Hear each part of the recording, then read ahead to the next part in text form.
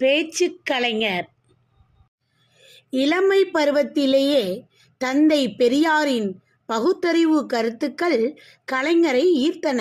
அது மட்டுமல்ல, பட்டுக்கோட்டை அழகிரி, அறிஞர் அண்ணா ஆகியோரின் பேச்சாற்றல் அவரை மிகவும் கவர்ந்தது.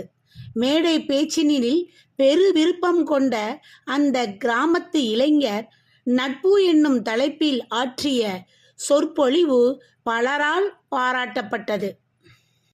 பள்ளி பருவத்திலேயே மாணவர்களுக்கு பேச்சு பயிற்சி அளிப்பதற்காக சிறுவர் சீர்திருத்த சங்கம், மாணவரிடையே ஒற்றுமை உணர்வை வளர்த்தெடுக்க தமிழ்நாடு தமிழ் மாணவர் மன்றம் ஆகிய அமைப்புகளை தொடங்கினார்.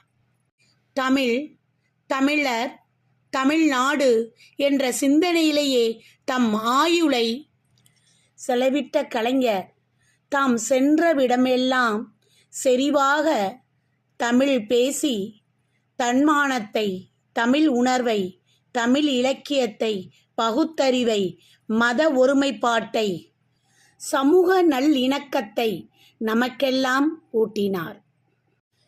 இளைய தலைமுறையே எழுவாய், செய்யப்படுபொருள் பயனிலையேல் விழுவாய், அறிவில் மூத்தோரை தொழுவாய், அரிய பயன் காணா ஆழ உழுவாய் என்று தமக்கே உரிய நடையில் பேசுவது கலைஞருடைய முத்தான பேச்சுக்கு ஒரு முத்திரை.